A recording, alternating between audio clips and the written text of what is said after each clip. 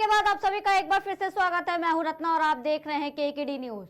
कल यानी कि लोकसभा चुनाव का चौथे चरण का 13 मई को चुनाव समापन हुआ है। वहीं आपको बता दें कि पिछले चुनाव में भाजपा की जोरदार घेरबंदी के बावजूद रायबरेली सीट पर कांग्रेस का कब्जा हुआ था, लेकिन इस बार वो कोई कसर नहीं छोड़ना चाहती।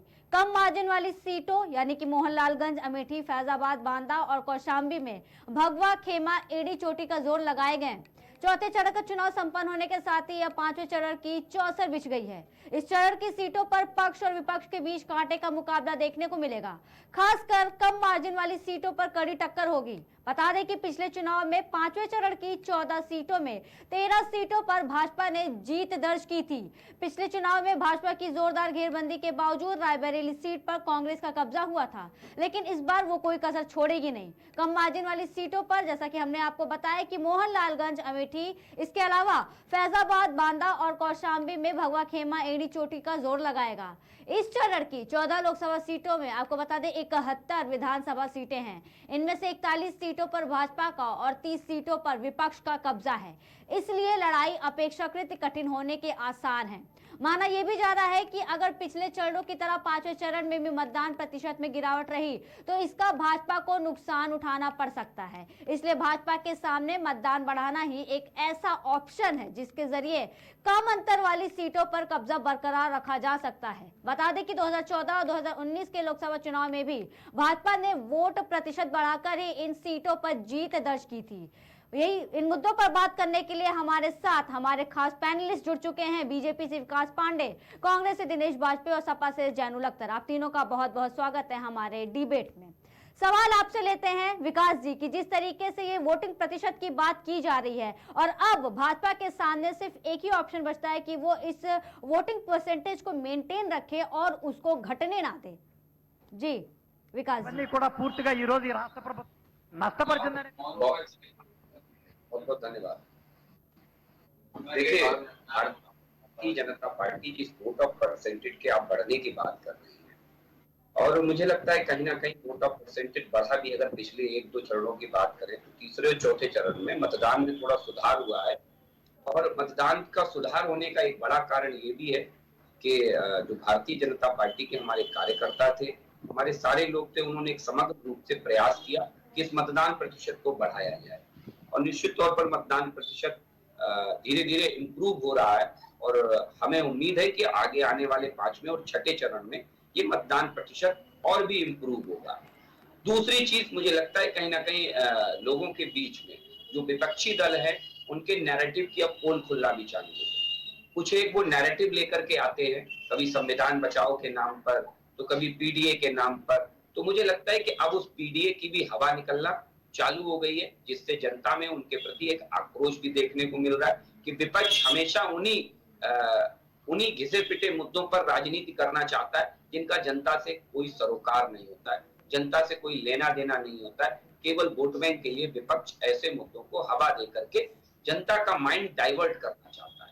आज देख लीजिए जिस तरीके से आदरणीय प्रधानमंत्री जी ने कल एक रोड शो किया बनारस के अंदर, तो बनारस के अंदर जिस तरीके से जनता का प्यार और दुलार आदरणीय प्रधानमंत्री जी के लिए मिला, क्या ऐसा प्यार और दुलार आपको रायबरेली में राहुल जी के लिए देखने को मिला? क्या ऐसा प्यार और दुलार आपको श्रीमान अखिलेश यादव के लिए देखने को मिला कन्नौज के अंदर? नहीं देखने को मिला। तो ये बहुत छोटी छोटी कई चीजें हैं जिन्हें मुझे लगता है कि अब जनता के बीच में विपक्ष की कलई खुलना चालू हो चुकी है और विपक्ष को जनता अब समझ चुकी है। जी विकास जी, और जिस तरीके से आज वाराणसी में पीएम मोदी ने अपना नामांकन भी किया और यहाँ पर उन्होंने साफ साफ ये कह दिया है कि जनता ने उन्हें चुना है और अब जनता ही उन्हें 400 पार कराएगी। विकास जी बिल्कुल बिल्कुल। देखिए, हमने फिर कहा आपको कि हम कार्यकर्ता ओरिएंटेड राजनीतिक दल है। हमारे यहाँ कोई प्राइवेट लिमिटेड कंपनी नहीं है कि जिसके सीईओ, आप समझ रही हैं मैं क्या कहना चाहता हूं, जिसके सीईओ एक परिवार का मुखिया ही होगा। क्या ऐसा संभव है कि श्रद्धेय अंबानी जी की संपत्ति ट्रांसफर होके आएगी तो वो संपत्ति थोड़ा ना एक पार्टी की जो नीचे परिवार में आकर के ही उसका उत्तराधिकारी बनेगा। पार्टी एक कार्यकर्ताओं की धरोहर होती है, तो कार्यकर्ताओं की धरोहर पर सारे कार्यकर्ताओं का अधिकार होता है, चाहे समाजवादी पार्टी हो, चाहे कांग्रेस पार्टी हो, ये एक प्राइवेट लिमिटेड कंपनी है और इस कंपनी में केवल उनके परिवार की ही जागीर, उनकी ही हिस्सेदारी है। उन्हीं का ही सीईओ, उन्हीं का ही डायरेक्टर आगे बढ़ाया जाता है। ये सवाल पूरा देश जानता है, इस कड़वी मतलब घूम सच्चाई। फिर करके विकास जी नेपोटिज्म और परिवारवाद की बात फिर से आ गई है विकास जी। जी जी ठीक है, जैनुल अख्तर जी से हम इस पर एक जवाब लेना चाहेंगे। जैनुल जी, आपको हमारी आवाज आ रही है? जी, आप सभी लोगों को मेरा नमस्कार सलाम। जी मैडम, हम कहना ये चाहेंगे, अभी भाई साहब हमारे भाजपा के प्रवक्ता जी जी कह रहे थे कि लिमिटेड कंपनी है। मैं बताना चाहता हूं कि लिमिटेड कंपनी जो है वो भारतीय जनता पार्टी जो अपने को कहती है कि दुनिया की सबसे बड़ी पार्टी हम हो गए हैं, मिस कॉल मारिए और पार्टी के सदस्य बनिए, ये विज्ञापन लगाई जाती है और उस पे प्रचार प्रसार करके कार्यकर्ता को बढ़ाने का बात किया जाता है, दावा किया जाता है।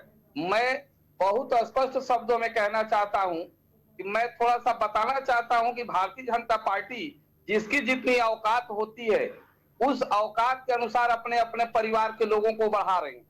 जैसे हमारे देश प्रदेश के पूर्व मुख्यमंत्री जो वर्तमान में भारत के जो है आपके जो है रक्षा मंत्री हैं श्री राजनाथ सिंह, उनके पुत्र जो है पंकज सिंह विधायक हैं।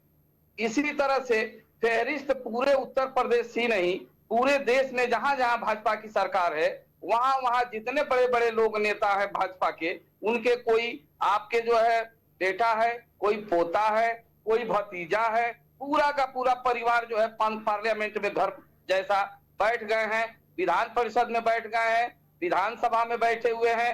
ये सिर्फ दूसरे का, विपक्ष का, कांग्रेस का, समाजवादी पार्टी का, राष्ट्रीय जनता दल को तो भाई साहब को दिखाई देता है, लेकिन उनके पार्टी में जो है, अब चूंकि समय नहीं है, नहीं तो पूरा लिस्ट बताता कि कहां कहां पे कैसे हमारे यहाँ सलेमपुर के सांसद जी हैं। एक मिनट विकास जी, एक मिनट विकास जी, जी एक मिनट मैडम मेरी बात सुन लीजिए। हाँ, सलेमपुर मैं के आप ही को सांसद कह रही हमारे, हूँ बोलने के लिए, आप बोलिए।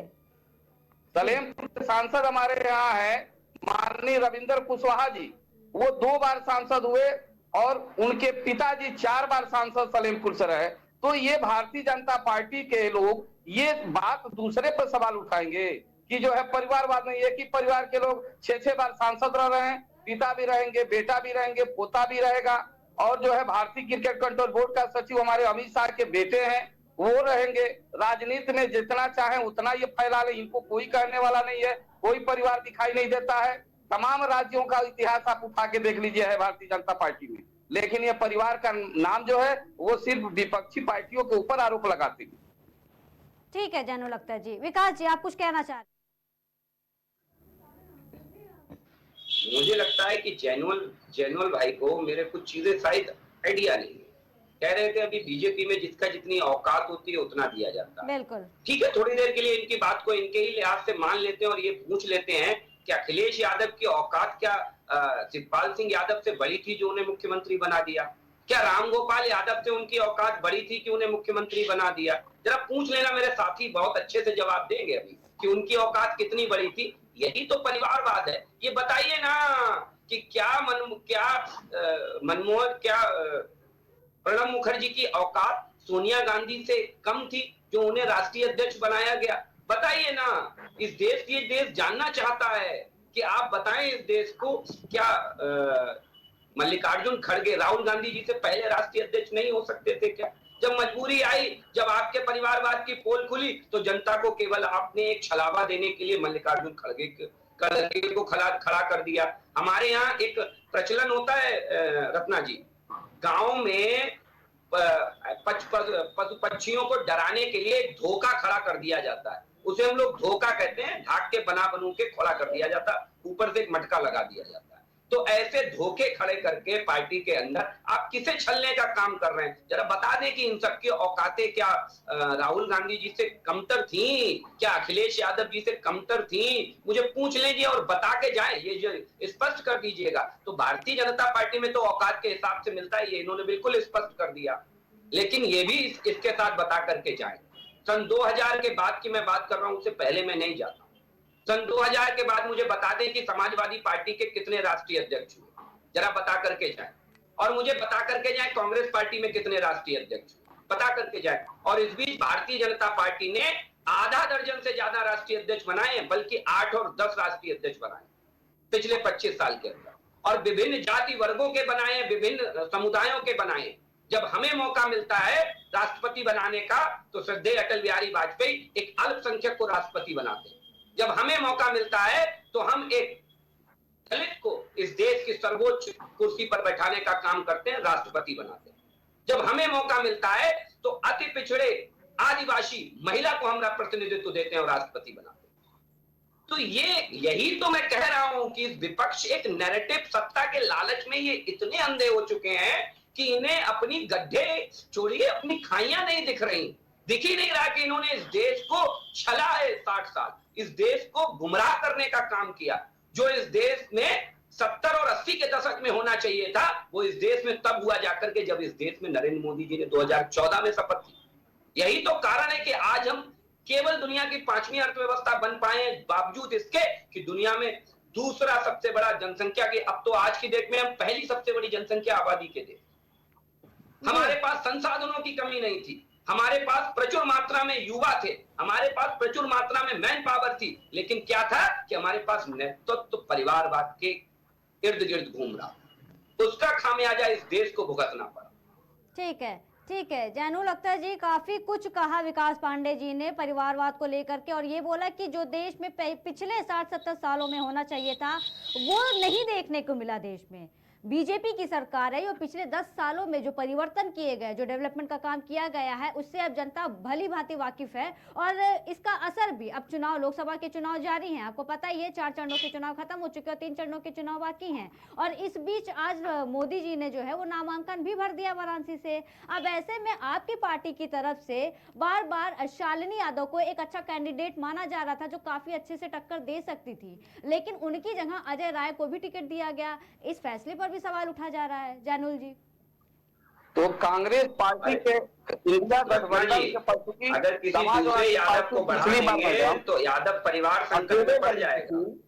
रत्ना जी, हेलो, किसी दूसरे यादव को अगर ये बढ़ा देंगे तो यादव परिवार, सैफई परिवार संकट में आ जाएगा। इसलिए किसी यादव को नहीं बढ़ाएंगे, किसी यादव को नहीं आगे ले जाएंगे। जरा ये भी पूछ लीजिए रत्ना जी लगे हाथ कि 25 साल में इनके यहाँ कितने राष्ट्रीय अध्यक्ष हुए, चाहे कांग्रेस के प्रवक्ता से पूछ लीजिएगा, चाहे समाजवादी पार्टी। जी जानूर जी, आप कुछ कह रहे थे। हम ये कह रहे हैं कि बनारस से जहां तक सवाल आपने उठाई कि शालिनी यादव को वहां टक्कर दे रही थी, तो चूंकि समाजवादी पार्टी पहले पिछले 2019 में अकेले लड़ रही थी, और वहां से जो है इस बार जो इंडिया गठबंधन से कांग्रेस से हमारा तालमेल है, तो अजय शर्मा जो उत्तर प्रदेश के प्रदेश अध्यक्ष है कांग्रेस पार्टी के, उनको टिकट मिला है, तो वो वही लड़ेंगे। न कोई यादव लड़ेगा, न कोई मुसलमान लड़ेगा, न कोई कुर्मी लड़ेगा, न कोई कोहार लड़ेगा। जिस पार्टी से गठबंधन है और उस गठबंधन वाले पार्टी जिसको टिकट देगी वो लड़ेंगे, पहली बात। दूसरी बात कि जहां परिवारवाद की बात कर रहे हैं, मैं बताना चाहता हूं कि आपके चैनल के माध्यम से जनता को कि अभी मैं जिस जनपद में रहता हूं, देवरिया जिला के बगल में सीवान है, जो संसदीय चुनाव वो भी 6वां चरण 25 मई को चुनाव होगा, और वहां पे जो है मैंने सवाल का जवाब दिया और इनका सवाल का जवाब नहीं दिया। एनडीए की गठबंधन की जो प्रत्याशी है वो जो है एक महिला है, पिछले 25 साल में कांग्रेस और उनके पति जो है विधायक हैं, उसी कॉन्स्टिट्यूंसी के एक क्षेत्र विधानसभा से विधायक हैं, और उनके पत्नी को सांसद का टिकट सीवान आपका लोकसभा से मिलता है। तो भाजपा जो है गठबंधन, एनडीए गठबंधन जो है परिवारवाद को तो ये बढ़ाएंगे, तो इनको नहीं दिखाई देगा, इनको जो है मोतियाबिंद है अपने तरफ नहीं दिखाई देता है, लेकिन विपक्ष के तरफ दिखाई देता है। तो भाई पहली बात, आप अपने गिरबान में बैठाइए कि आप जितने आपकी क्षमता है उस क्षमता से आप अपना परिवार को बढ़ा रहे हैं, और जो अन्य विपक्ष के लोग हैं वो अपने हिसाब से कर रहे हैं। तो इस पे आप जो है टीका टिप्पणी तो कर नहीं सकते हैं। आपके अंदर अगर नहीं होता कोई इस तरह की बातें तो मैं आपकी बात को मानता, स्वीकार करता, लेकिन ऐसा नहीं है। जस्ट बगल में आपका बिहार का, पश्चिमी उत्तर प्रदेश का पहला जिला है लोकसभा का, और आप पता कर ले, बायोडाटा के साथ मैं बता रहा हूँ। विजय लक्ष्मी जी हैं लोकसभा की सांसद, जनता दल प्रत्याशी भाजपा गठबंधन से हैं, उनके पति जो है उसी सीवान लोकसभा से के अंतर्गत विधायक हैं उनके पति। तो पति विधायक रहेंगे, पत्नी सांसद रहेंगी, ये इनके यहाँ चलेगा, लेकिन दूसरे के यहाँ नहीं चलेगा। ये गजब की बात है। दूसरा चीज मैं ये बताना चाहता हूं, हिंदुस्तान के कानून में, संविधान में देश का प्रथम नागरिक एक आपके महामहिम राष्ट्रपति हुआ करते हैं। इस वक्त जो है देश की एक आदिवासी महिला जो हमारी देश की प्रथम नागरिक महामहिम श्री जो है राष्ट्रपति जी हैं, उनको जो है उन्होंने जब इतना सम्मान दिया गया कि जब उन्होंने माननीय आडवाणी जी को उन्होंने जो है यश भारती का सम्मान दिए, तो राष्ट्रपति महोदय खड़ी रही और माननीय प्रधानमंत्री जी और आडवाणी जी कुर्सी पे बैठे रहे। आप बताइए कि कहां से ये संवैधानिक रूप से ये सिस्टम में आता है, किस कानून में है कि महामहिम खड़ी रहेंगी और प्रधानमंत्री और जो देश के पूर्व उप मुख्यमंत्री रहे हैं, गृह मंत्री रहे हैं, भारतीय जनता पार्टी के बड़े नेता रहे हैं, और माननीय आडवाणी जी वे लोग कुर्सी पर बैठे हैं। एक दलित के साथ, एक महिला के साथ ये जो है संवैधानिक तौर पे उनके साथ जो है एक जो है, अब उसको हम क्या कर सकते हैं, इससे बड़ी बेइज्जती हमारे लिए नहीं हो सकती।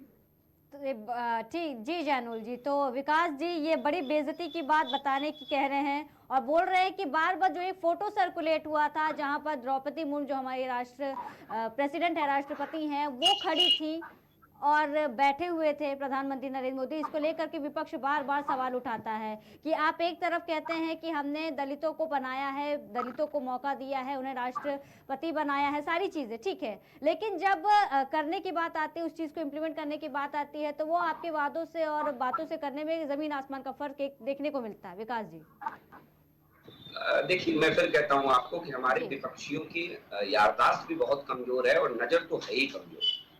ठीक है, नजर और नजरिया दोनों में बड़ा डिफेक्टिव पर है। पहले चीज तो आप ये समझिए कि अभी अभी श्रद्धेय मुलायम सिंह यादव जी को पद्मश्री मिला है ना रत्ना जी, ठीक है, और श्रीमान अखिलेश यादव जी की पत्नी डिंपल यादव वो पद्मश्री लेने गई थी और उस समारोह में तमाम लोगों को पद्मश्री, पद्म विभूषण, तमाम सम्मान से नवाजा गया। मुझे बता दीजिए कि कितने लोग बैठे थे और कितने लोग खड़े थे, जरा महामहिम खड़ी थी कि बैठी थी, जरा पूछ लीजिएगा, नहीं पता है। अब दिक्कत ये है कि एक पिक्चर आ गई इनके यहाँ से, सेट करके इन्हें दे दी गई कि उन्हें कौवा नाक ले गया तो उसके पीछे भाग खड़े हुए। यही दिक्कत है, ये बेसिक डिफरेंस है भारतीय जनता पार्टी और अन्य दलों के कार्यकर्ताओं में, नेताओं में। रत्ना जी, जो इन्होंने अभी प्रूफ कर दिया, और ये किस हैसियत से बात कर रहे हैं, जो राष्ट्रपति को राष्ट्रपत्नी कहते हैं, वो किस हैसियत से मान सम्मान की बात कर रहे हैं। अपने गिरेबान में झांक करके देखिए श्रीमान जी, आपका दामन दागदार नहीं है, गंदा है, मैला है, और मुझे लगता है सम्मान के मामले में तो श्रद्धेय मुलायम सिंह यादव जी जो आज हम सबके बीच में नहीं है, उनकी भी आत्मा बड़ी कसोटती होगी कि उनके पुत्र को, जिसे उन्होंने अपने भरत समान भाई के ऊपर रख करके सत्ता की गद्दी सौंपी, उस भरत समान भाई की तिलांजलि दी और उसी पुत्र ने उनके हाथ से माइक छीन लिया। मुझे लगता है श्रद्धेय मुलायम सिंह यादव की आत्मा आज बड़ी कसोटती होगी परलोक में। तो मुझे आज समाजवादी पार्टी के लोग क्या जाने सम्मान मान क्या होता है, इन्हें कुछ नहीं पता है। ये लोग अपनी संस्कृति को भूल चुके हैं। मैंने सवाल क्या कर दिया, जवाब आया हो रत्ना जी, पूछ लीजिएगा कि मैंने जरा सा सवाल किया था, बहुत छोटा सा, कि मुझे बता दीजिए कि भाई परिवारवाद हमारे, कुछ सवाल किए गए थे विकास पांडे की तरफ से और वो इंतजार कर रहे कि शायद आप उनके सवालों का जवाब देंगे। जानू लगता है कौन सा सवाल है मैडम? 25 साल में आपके यहाँ कितने राष्ट्रीय अध्यक्ष समाजवादी पार्टी में बने और कितने राष्ट्रीय अध्यक्ष इनके सहयोगी इंडी गठबंधन के कांग्रेस पार्टी में बने?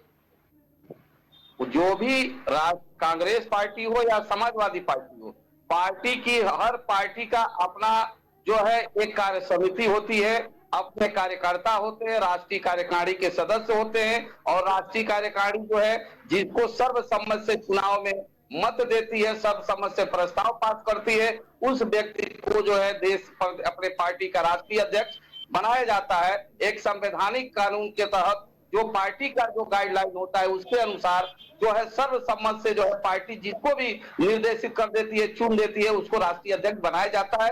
अब ये अलग बात है कि आपके नजर में एक पार्टी, एक परिवार नजर आता है, लेकिन हमारे यहाँ तो पार्टी ढंग से सारे लोग पार्टी के जो है संगठन में काम करते हैं, राष्ट्रीय कार्यकारिणी के सदस्य जो होते हैं, कोई किसी का होता है, कोई बिहार का होता है, कोई बंगाल का होता है, पूरे देश के चुने हुए राष्ट्रीय कार्यकारिणी के सदस्य होते हैं, और वे सभी लोग चुनते हैं, तब कोई राष्ट्रीय अध्यक्ष बनता है।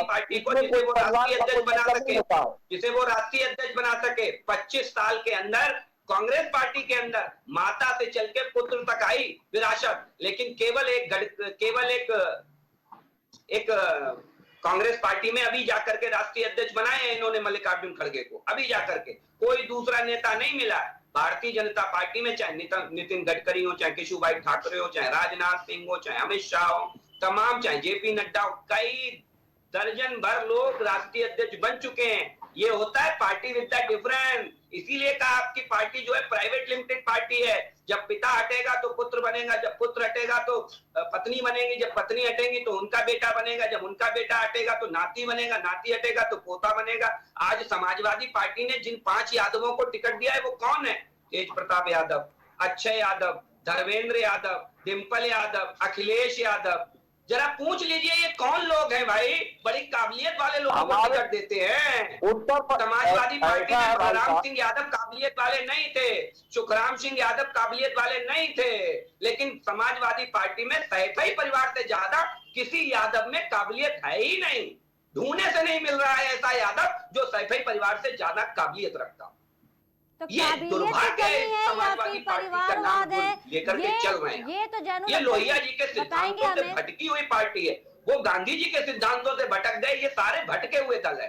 वो एक लेकर के आए थे अन्ना जी की राजनीति, तो स्वच्छता की राजनीति लेकर के रत्ना जी कहाँ चली गई? वो अन्ना जी की स्वच्छता की राजनीति क्यों? जब मुख्यमंत्री बनाने का बात आई रत्ना जी, तो उन्हें भी नाम कौन सा याद आया? अरविंद केजरीवाल जी को, अपनी पत्नी सुनीता केजरीवाल का। काबिल है भाई, इनकी नजर, इनके गठबंधन की नजर में तो काबिल चाहिए ना। संजय सिंह में वो काबिलियत नहीं थी। स्वाति मालीवाल में वो काबिलियत नहीं थी। अब तो बेचारी स्वाति मालीवाल भी परेशान घूम रही है कि देखिए अरविंद केजरीवाल जी ने उनके साथ क्या क्या किया। तो ये इनका चाल चरित्र चेहरा है। समाजवादी पार्टी हो, चाहे कांग्रेस पार्टी हो, चाहे आम आदमी पार्टी हो, इस इंडी गठबंधन का यही चेहरा है और इस चेहरे से वो बच नहीं सकते। जनता इनके चेहरे से वाकिफ हो चुकी है। जी विकास जी, जानू अख्तर जी, कि जिस तरीके से बार बार ये टारगेट कर रहे हैं और बार बार इनका यही कहना है कि ये एक प्राइवेट लिमिटेड कंपनी है और इस प्राइवेट लिमिटेड कंपनी में सिर्फ परिवार का ही सदस्य है, परिवार के बाहर का यादव ही क्यों ना हो उसको भी मौका नहीं दिया जाएगा।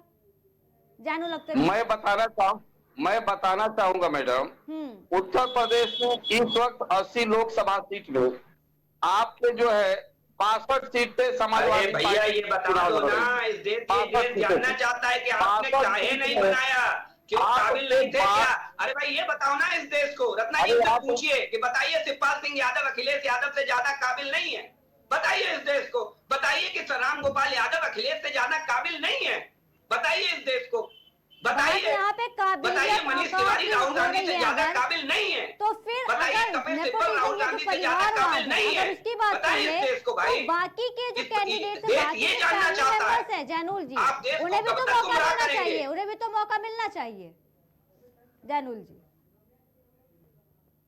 मैं ये कह रहा हूँ कि आपके हमारे उत्तर प्रदेश में 80 सीटें हैं लोकसभा की, और लोकसभा की 80 सीटों में 62 सीटें समाजवादी पार्टी लड़ रही है, जिसमें 11 महिला को हम लोगों ने टिकट दिया है। पीडीए की फार्मूला पे सारे वर्ग के सारे लोगों को, जैसे वो यादव को टारगेट कर रहे हैं कि 6 सीटें मिली है, तो हमने हर जाति और वर्ग को हमने दिया है। यहाँ तक की महिलाओं को 11 सीट हमने दिया है। 65 सीट में महिला नोट कर लीजिए। और भारतीय जनता पार्टी सबसे ज्यादा सीटें यहाँ चुनाव लड़ रही है और मात्र 6 महिला लोगों को टिकट दी है।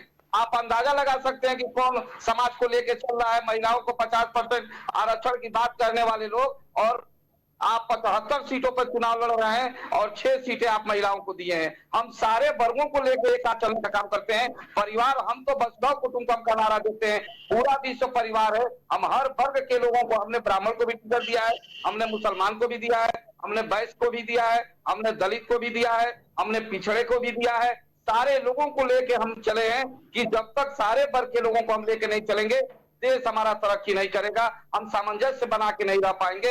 हम जाति और धर्म की राजनीति नहीं करते हैं। हम अगर हिंदुस्तान की बात करते हैं, हिंदुस्तान को जो है इतना खूबसूरत बनाना चाहते हैं, जिस तरह गार्डन में जो है कई फूल, कई महकते हैं, उसी तरह हमारे हर जाति हर वर्ग के लोग हमारे पार्टी से टिकट दिया गया है और अपनी अपनी दुख और दर्द अपने वर्ग के लोगों का पार्लियामेंट में जाके अपना सवाल उठाएं और पार्लियामेंट में सवाल उठाने के साथ उनकी समस्याओं को निदान कराने के लिए हम लोगों ने टिकट का बंटवारा किया इस फार्मूला की। हमने कहीं इसमें परिवार को नहीं देखा है। हर जाति और मेरे लिस्ट आप निकाल के आप जो है 62 सीट से हम लोग चुनाव लड़ रहे हैं, आप निकाल के देख सकती हैं कि कहां पे कैसे हमारे सलेमपुर संसदीय क्षेत्र है जहां से मैं हूं, वहां से एक राजभर ओबीसी मोस्टली बैकवर्ड जात के जो है रामाशंकर विद्यार्थी जी को टिकट मिला है। यहीं पे देवरिया सदर में अखिलेश प्रताप सिंह इंडिया गठबंधन से उनको टिकट मिला है। यहीं पड़रौना कुशीनगर से एक पिछड़ी जात के पूर्वी बिरादरी सैंथवार को टिकट दिया गया है।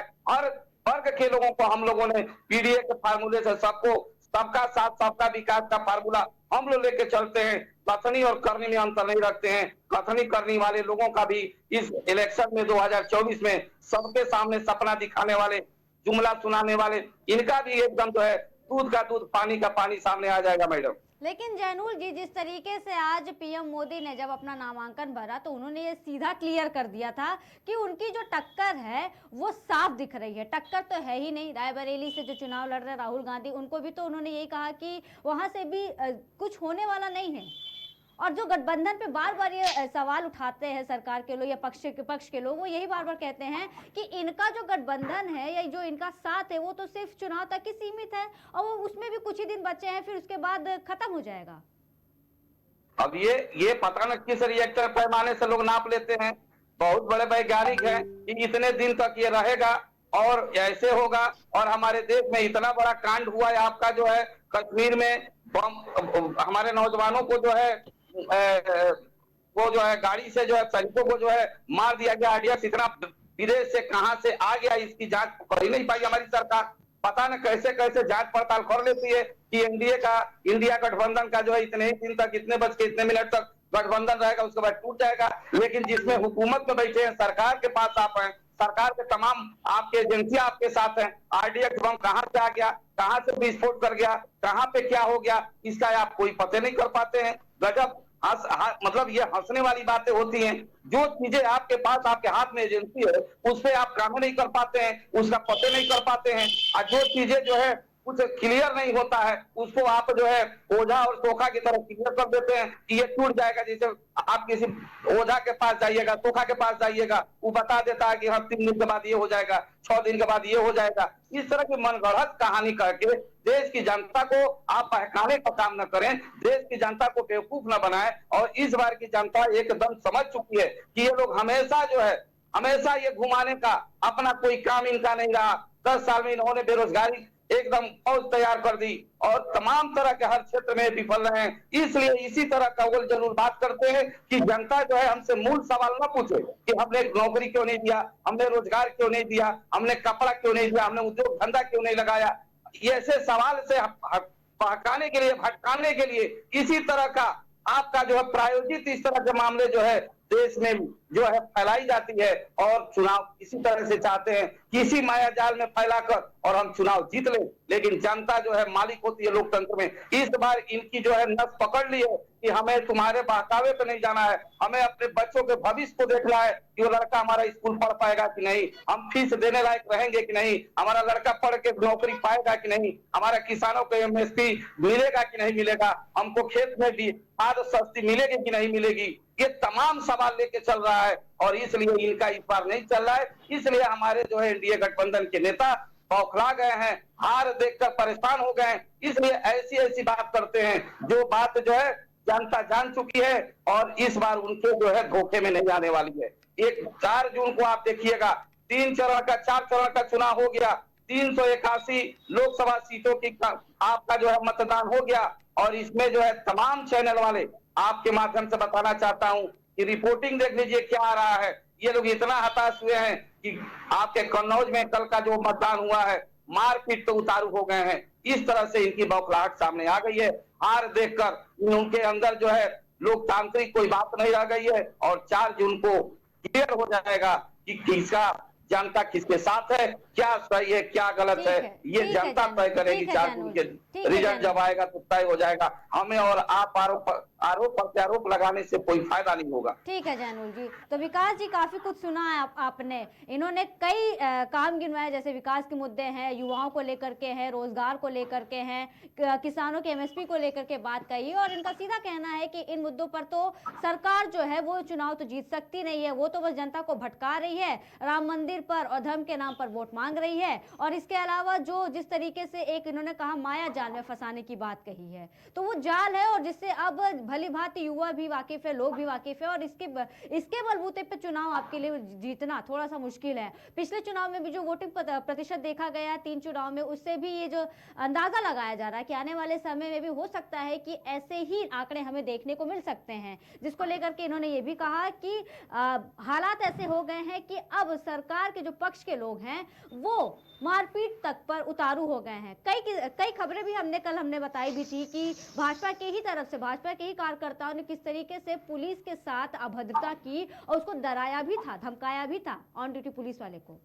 विकास पांडे जी, देखिए रत्ना जी, 2-3 चीजें हैं। ये कौन कह रहा है? वो लोग कह रहे हैं इस देश को जिन्होंने 60 साल तक ठगने का काम किया।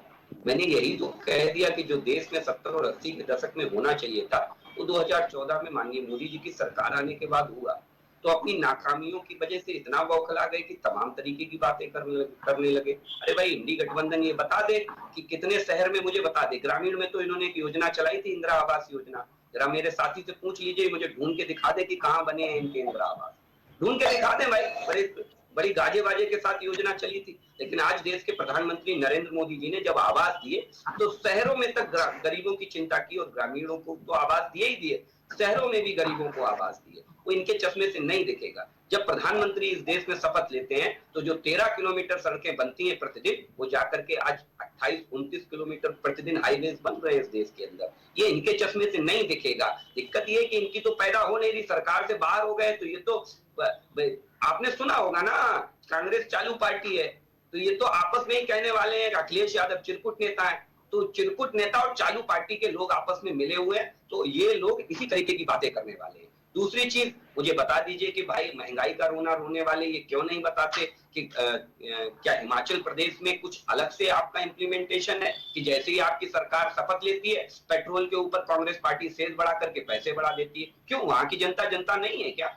वहां की जनता नहीं है? ये जो देश में एक नैरेटिव सेट करने का विपक्ष काम कर रहा है, जो इंडी गठबंधन, जो अपने इंडिया जैसे पवित्र नाम के पीछे जो देश विरोधी ताकतें छुपी हुई हैं, ये किसी से छुपा नहीं है। रत्ना जी बहुत बड़ी बात है। क्या किसी पाकिस्तानी लीडर ने कभी ये कहा है कि नरेंद्र मोदी जी की सरकार आनी चाहिए? सुना है आपने? नहीं कहा। लेकिन कांग्रेस पार्टी की वकालत करते हुए आपको पाकिस्तानी लीडर्स मिल जाए, तो ये किस तरफ संदेश कर रहा है? ये पूरा देश जानता है रत्ना जी, ये बहुत अच्छे से ये देश जानता है। 2022 में अखिलेश यादव जी को, ठीक है विकास जी, आप बार बार एक नैरेटिव सेट करने की बात कर रहे हैं कि विपक्ष एक तरीके का नैरेटिव सेट। 1 मिनट में खत्म करूंगा रत्ना जी, 1 मिनट मेरी और सुनिए, बस 1 मिनट मेरा आग्रह है आपसे, 1 मिनट। दूसरी चीज, अभी गठबंधन की बात की कि मौसम विज्ञानी हो गए हैं, कि हमें कैसे पता गठबंधन? अरे भाई, हम मौसम विज्ञानी नहीं हो गए श्रीमान जी, आप ऐसे रक्षोड़दार हैं, आप अपने लोगों को छोड़ने वाले हैं। आपने 2017 में इन्हीं राहुल गांधी के साथ गठबंधन किया था। कितने महीने चला था गठबंधन, जरा पूछ लीजिए। 2019 में आपने ही मायावती जी के साथ गठबंधन किया था, बुआ बबुआ ने। कितने महीने चला, साल की बात नहीं कर रहा हूं मैं, कितने महीने चला वो गठबंधन, जरा पूछ लीजिए इनसे। आपने ही महान दल के साथ गठबंधन किया था, कितने दिन चलाया आपने गठबंधन, उनकी गाड़ी छीन ली आपने। तो ये हम नहीं कह रहे हैं। आज आप देख लीजिए, आपने अपना दल के साथ गठबंधन किया, अपना दल की आज देख लीजिए पल्लवी पटेल जी कहां है, पूछ लीजिए ना इनसे। अरे भाई, हम नहीं कह रहे, आपके कर्म कांड बता रहे हैं जनता को कि आपका स्वभाव है चुनाव खत्म, गठबंधन खत्म। दूसरी चीज, आतंकियों को लेकर के बड़ी इन्होंने गंभीर टिप्पणी, जरा पूछ लीजिए इनसे कि आज तो आरडीएक्स सरहद पे बरामद होता है। कल क्या होता था, बंबई में आतंकवादी फायरिंग करते थे, हमारे सैकड़ों लोगों को मार देते थे, और कांग्रेस पार्टी उन आतंकवादियों को बिरयानी करोड़ों रुपए की खिला देती थी, बिरयानी खिला देती थी। वो आज आतंकवादियों की बात कर रहे हैं। इन्हें अपने गिरेबान में झांकना चाहिए। जनता आपको बड़ी शर्म की नजरों से देखती है जब आप ऐसी बातें करते हैं। ठीक है विकास जी, जानू लखतर जी, काफी कुछ कहा गया विकास जी की तरफ से कि जो आतंकवादियों को संरक्षण दिया जाता है वो काम कांग्रेस करती है और सपा भी करती है, और कई बयानों को लेकर के भी उन्होंने सवाल खड़े किए हैं और बार बार सपा ने आतंकवादियों के केस वापस लिए थे, सपा ने आतंकवादियों के केस वापस लिए थे, पूछ लीजिए। जानू लखतर जी, आपकी प्रतिक्रिया। मैं अपने भाजपा के सहयोगी हमारे साथी, मैं इनसे बताना चाहूंगा इनके सवाल का जवाब कि हमको ये बात बता रहे हैं कि हमने जो है पल्लवी पटेल को छोड़ा, हमने जो है गठबंधन में तमाम नेताओं को अपने कांग्रेस वो जो गठबंधन में हमारे साथ है उनको छोड़ा, थोड़ा अपने तरफ भी लीजिए। इसी तरह जी मैं नहीं बता रहा हूं, क्या आपको नहीं पता रत्ना जी? कुमार जो मुख्यमंत्री हैं उन्होंने कहा था भारतीय जनता पार्टी जो है भारतीय जनता पार्टी नाम नहीं है, भारतीय झूठा पार्टी है, नीतीश कुमार जी ने कहा। और और मैं मर जाऊंगा लेकिन जो है अब भाजपा में न जाऊंगा न भाजपा से गठबंधन करूंगा। और फिर वो जो है 17 महीने बाद यही भारतीय जनता पार्टी वही जनता दल यू फिर गठबंधन कर लिए। थोड़ा उधर भी देख लीजिए, यही ओम प्रकाश राजभर जी जो उत्तर प्रदेश में है तो इनके साथ और हम कह रहे हैं आप छोड़ के गए, उन्होंने जब निकला तो उन्होंने भी भाजपा का जो नहीं कहना चाहिए उस तरह का उन्होंने बात कहा और उनको घूम घूम के उन्होंने भाजपा को जो है जो लोकतांत्रिक ढंग से कहने की चीजें है उससे भी थोड़ा सा ऊपर हट के उन्होंने कहा। लेकिन फिर अब जो है हटे बाहर हुए, फिर उनके साथ संगठन में चले गए, तालमेल करके चुनाव लड़ रहे हैं। थोड़ा भाई साहब आप भी अपने तरफ देख लीजिए कि आखिर में क्या है, आप जो है केवल विपक्ष को ही देखने के लिए आपके पास जो है नजर है, अपने तरफ भी देखिए कि आपके साथ कितने कितने लोग छूटे हुए हैं, क्या क्या कहे हुए हैं, फिर आपके साथ वो लोग चले गए हैं, इसका भी ध्यान रखिए। जी विकास जी, आप कुछ कह रहे थे। विकास पांडे जी, आपको हमारी आवाज आ रही है?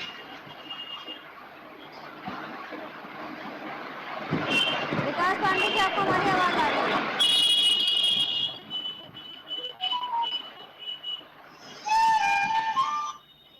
आवाज नहीं आ रही है विकास जी, आपको हमारी आवाज आ रही है? हाँ अब आई। जी विकास जी, आप कुछ कह रहे थे। देखिए मैंने फिर कहा आपसे कि गठबंधन भारतीय जनता पार्टी का आधार है, कारण कि सबसे पहले हम ही ने इस देश में 27 दलों के साथ गठबंधन किया और एनडीए बनाया। आज देख लीजिए मेरा एनडीए आज तक चल रहा है, लेकिन इनका यूपीए कहाँ है जरा पूछ लीजिए इनसे, इन्हीं से पूछ लीजिए जो अभी बड़ी गठबंधन की बड़ी बड़ी चौड़ी चौड़ी बातें कर रहे थे। और दूसरी बात आप समझ लीजिए, हम शिवसेना के साथ दशकों गठबंधन में रहे हैं और जब तक हमारे साथ शिवसेना रही तो शिवसेना रही। हम दशकों तक अकाली दल के साथ गठबंधन में रहे, साल 2 साल 6 महीने नहीं रहे, दशकों तक गठबंधन में रहे। तो ये होता है गठबंधन धर्म निभाने की बात। हमारे साथ नीतीश कुमार ने पहली बार सत्ता का स्वाद चखा और पहली बार से लेकर के दूसरी बार तक लगातार नीतीश कुमार के साथ 8 साल हम गठबंधन में रहे। आपके साथ तो 6 महीने कोई गठबंधन में नहीं रह पाता है भाई।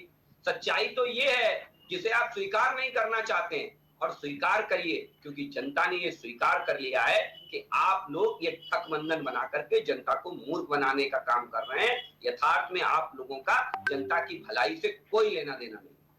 ठीक है विकास जी, तो जानू लखतर जी, विकास जी का यही कहना है सीधा सीधा कि गठबंधन तो आप लोग करते हैं, आप दिखाते तो हैं कि आपका गठबंधन जो है वो मजबूत है, पूरी तरीके से तैयार है पक्ष को हराने के लिए, लेकिन वो गठबंधन के अंदर ही काफी फूट देखने को मिलती है। अभी तो गठबंधन का चेहरा भी नहीं तय किया गया है और आने वाले समय पे ये भी कयास लगाए जा रहे हैं कि अगर जीत भी जाते हैं तो उनमें ही फूट पड़ जाएगी कि आखिर चेहरा बनाए तो बनाए किसको। जानू लखतर जी, भारतीय जनता पार्टी में भी मैडम आपको मैं बता दूं इस वक्त कोई चेहरा नहीं है। अब आप ये सोचें कि कैसे मैं सवाल कर रहा हूं कि चेहरा नहीं है।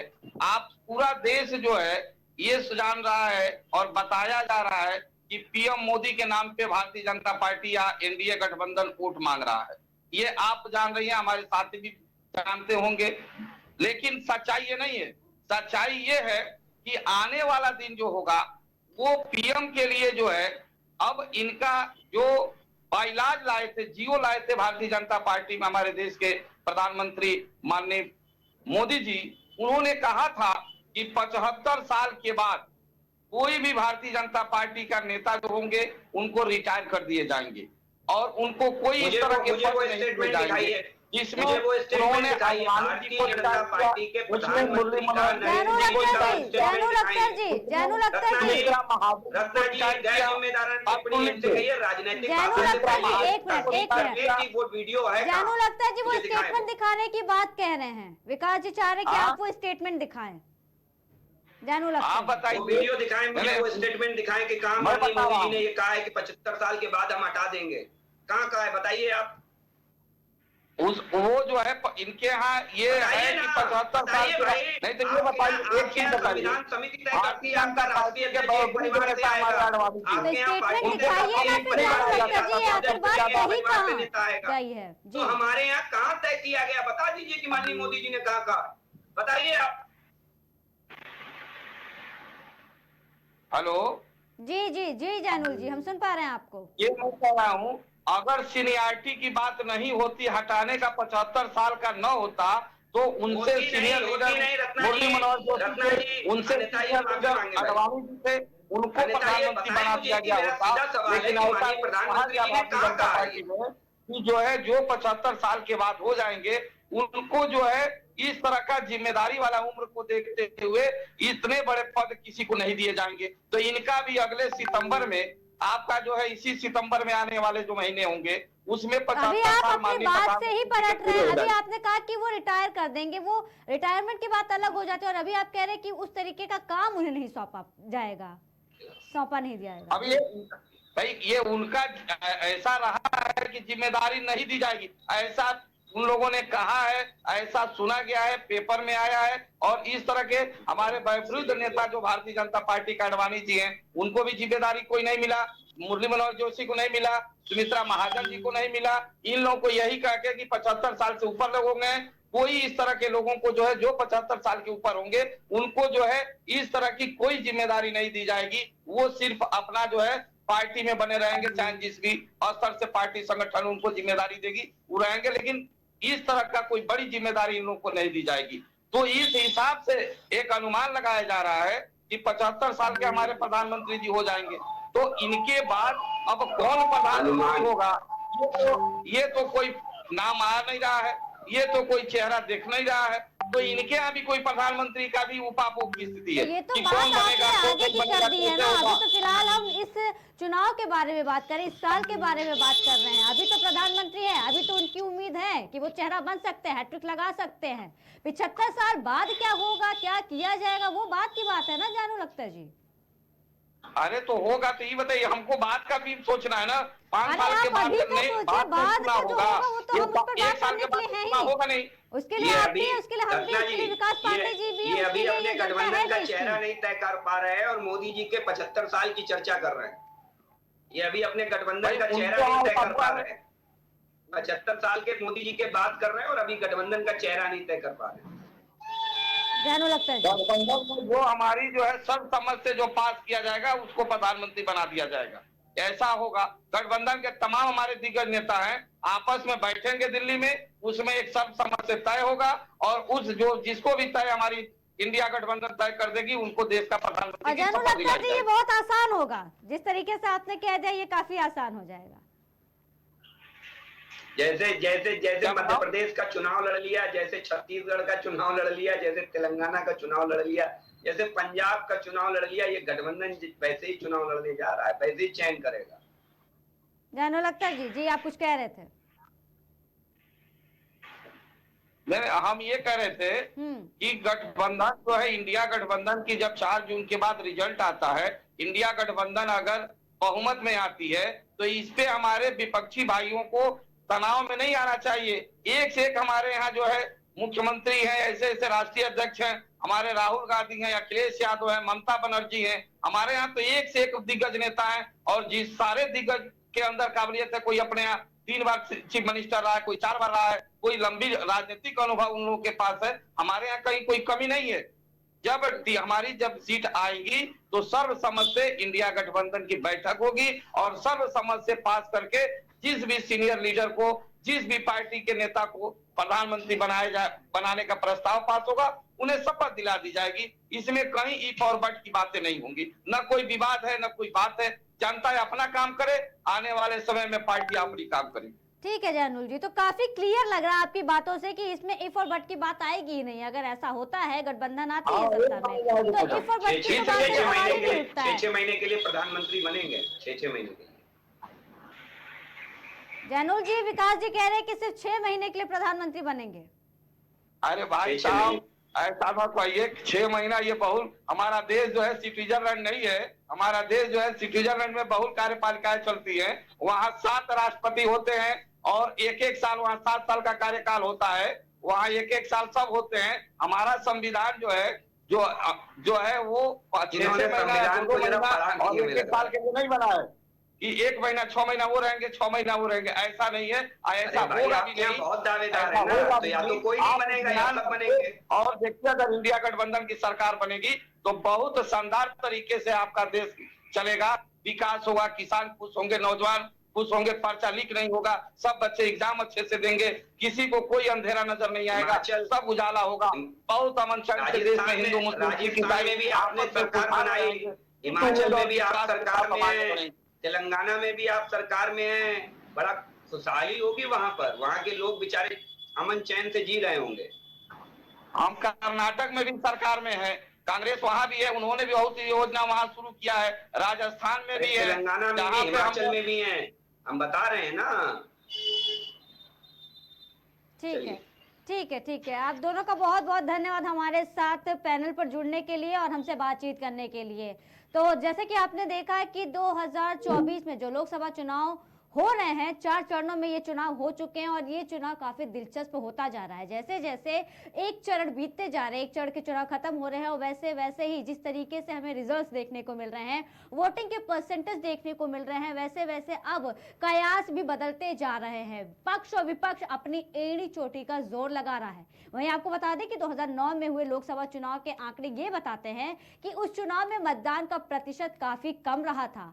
इसका असर कई सीटों पर भी पड़ा, जिसका लाभ सपा, बसपा और कांग्रेस को भी मिला था।